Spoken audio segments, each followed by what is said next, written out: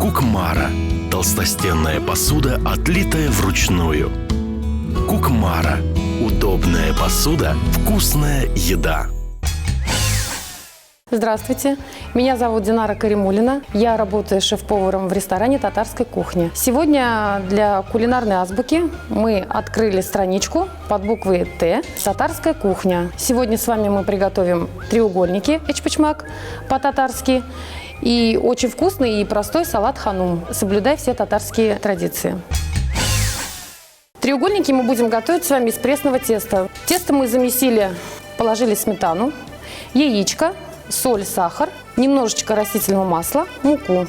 Вот у нас получилось такое сдобно-пресное тесто. То есть сюда не идут никакие дрожжи, никакие разрыхлители. Начинка у нас будет состоять из говядины, филе. Нарезаем его мелкими кубиками.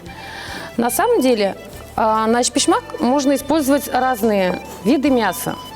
Можно соединять говядину с гусем, можно соединять, совмещать говядину с уткой. Можно делать с говядиной и с курицей. То есть, на самом деле, очень много можно сделать начинок, и они получаются действительно очень вкусные. В данном случае мы делаем из телятины. На самом деле, то, что всегда есть под рукой и у любой хозяйки в холодильнике. Говядину мы нарезаем на мелкие кубики. На самом деле, чтобы получилось скорее и быстрее, можно использовать говядину рубленую, то есть так называемый фарш. Но вкуснее получается все-таки, когда идет филе говядины, нарезанное кубиками. Оно получается сочнее, и на самом деле, если нарезать мелко, оно приготовится очень быстро. Затем мы нарезаем репчатый лук, желательно как можно мельче. На самом деле, знаете, лук, он дает сочность. Даже в треугольнике зависят вкусовые качества от количества положенного лука. Если мы положим, скажем, лука мало, у нас не будет сочный треугольник, не получится. Он получится суховатый. То есть лук, он тоже имеет такое свое значение. Дальше в нашу начинку мы отправляем картофель. И нужно стараться, чтобы все ингредиенты были, как я уже сказала, одного размера, чтобы они у нас приготовились все в один момент. В начинку, в старину использовали, скажем, вот у нас тоже есть одно блюдо, мы делаем иногда и с полбой. Вместо картофеля мы кладем полбу. По-татарски это будет брай. И название у такого треугольника, он уже называется брай-балеш. Но вот сегодня мы делаем с картофелем треугольник. Так, следующим этапом в нашу начинку мы добавляем специи. Солим, добавляем черный перец. Желательно вот перец из мельницы, он как-то ароматнее получается. Всю начинку перемешиваем. Наша начинка готова. Переходим к нашему тесту. Тесто наше уже постояло, отдохнуло. Хотя на самом деле для пресного теста это не обязательно. Оно очень податливо и очень удобно с ним работать. Тесто толщиной примерно где-то 2 мм мы раскатываем. Желательно, чтобы все у нас наши, скажем так, лепешечки были ровненькими. Вообще в татарской кухне треугольники – это вот одно из самых любимых блюд. Можно с чаем их пить. Но еще также вот у нас в ресторане оно используется как первое блюдо. То есть мы делаем большой треугольник и подаем его с бульоном. Очень вкусно. Так, тесто мы раскатали. Сейчас мы будем укладывать сюда начинку. Наша начинка уже тоже настоялась, все ингредиенты соединились друг с другом, скажем так. Начинаем формовать наши треугольники. Берем по центру, держим, соединяем.